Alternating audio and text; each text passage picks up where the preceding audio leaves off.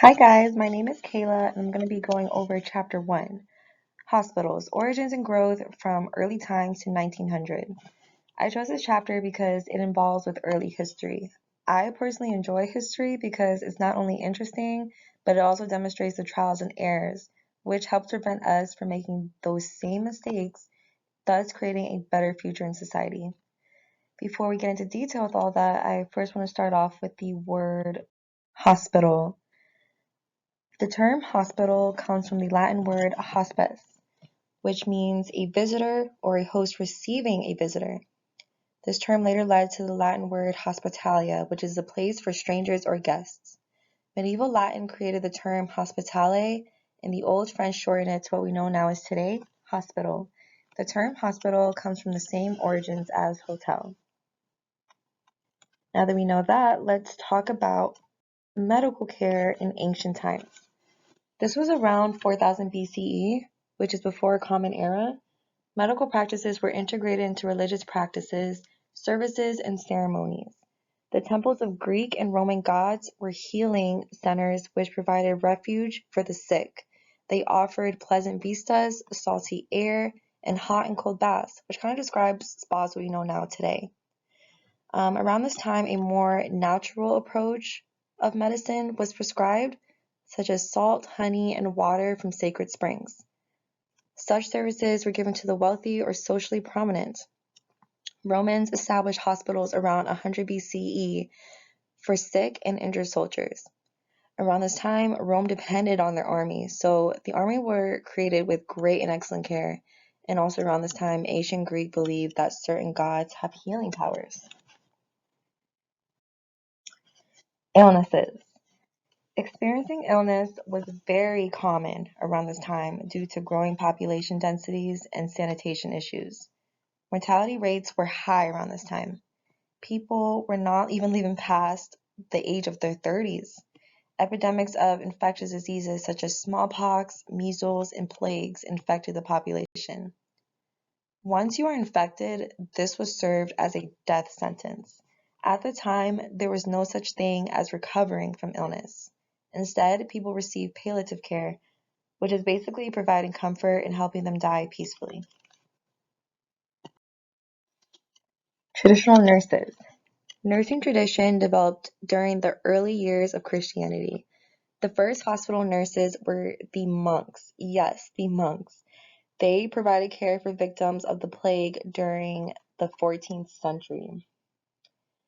As stated in previous slides, religion was highly influenced around this time. Which brings me to the next topic, Hippocrates. I hope I pronounced it right, or Hippocrates. He was a Greek physician who took a more rational and non-religious approach to the practice of medicine. This gave him the nickname of the father of medicine because of how realistic he was when it came to this topic. He began the practice of auscultation, which is the act of listening to sounds of organs within the body. He performed surgical operations, and he also kept detailed records of his patients. This guy was way ahead of his time. Yes, me personally, I believe bringing in religion can uplift the spirits, but we also have to take in consideration of the biological factors of medicine. His way of thinking was soon becoming more in favor. Medical education was now emphasized during the Middle Ages and the early Renaissance era. People are now beginning to think that providing appropriate clinical care could also help people recover from disease and not just assume that they are sentenced to die. Hospitals were finally transitioning from religious-centered institutions to a more medical care-focused institution.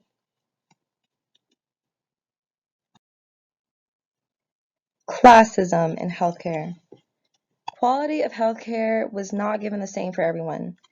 The poor or homeless were treated in hospitals, while the higher class were treated in their homes or private-owned clinics. Hospitals for the poor were called almshouses. They were charity cases.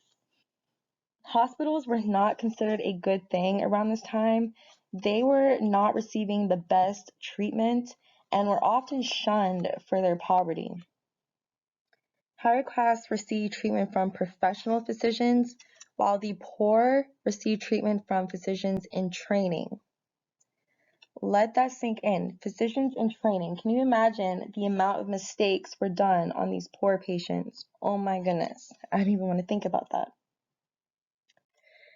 Which brings me to early American hospitals. The Pennsylvania Hospital in Philadelphia was the first incorporated hospital in America in 1751. Hospitals were no longer seen as poorhouses or the almshouses that we were talking about in the previous slide. They were now seen as a place for physicians to treat their private patients. But despite these changes, some people still wanted to be treated in their home. Like I said previously, hospitals were seen as an embarrassment around this time. So it had a very long and bad reputation, which made people want to stay away from these places.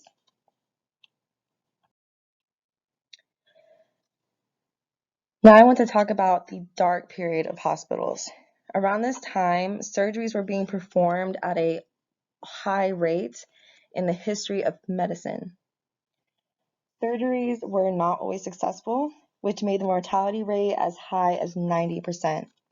Cleanliness and sanitation were highly not encouraged. While surgeons today would try to keep wounds clean during surgery, early surgeons for some reason thought that it was okay that discharge of pus was coming out of their patients.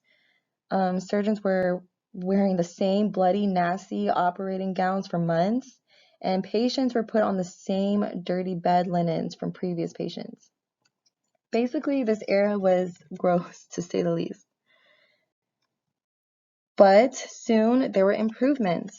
I want to now talk about Florence Nightingale. She brought the rise of professional nursing. She was a British nurse, a esthetician, and social reformer, and she's the founder of modern nursing. She was sent to take care of soldiers in the Crimean War. Her efforts finally were established based in the nursing school, the Nightingale School of Nursing at St. Thomas Hospital in London, and it was opened in 1860. Florence Nightingale brought order and cleanliness to the practice of medicine. I provided a link to a brief 3-minute video of her if you guys want to know more about her. She is absolutely amazing and brilliant to me, and the fact that she was such a huge influence around this time makes her even more heroic because women around this time were not taken seriously. So it's great that she was able to have a voice and people actually listening to her. Some more improvements. The discovery of anesthesia was discovered by Joseph Lister in 1867. This made surgery easier and safer. Louis Pasteur created the germ theory of disease in the 1850s. Mortality rates were getting lower due to better hygiene practices. Operating rooms were now being disinfected before and after surgery. Rubber gloves were being encouraged while doing surgery. Basically, everyone was more cleaner. And also, x-rays were discovered in 1895. Some more improvements. By the end of the 19th century, 149 hospitals were established with a capacity of 35,000 beds. The American Medical Association was founded in 1847 by Dr. Nathan Smith, which raised the standards of medical education. And finally, women were being accepted as physicians. So to conclude all of this, it's honestly amazing to look back in the history of healthcare and to see how far we have come. Due to the innovative thinking of some of the professionals I mentioned in this presentation, it has brought us to what we know now today, and I'm glad we are no longer following those deplorable practices in the past. Our healthcare system today is still not perfect, but I am ready to witness what other innovative improvements could happen. Thank you so much, guys, for listening to my presentation, and I hope you guys have a wonderful day.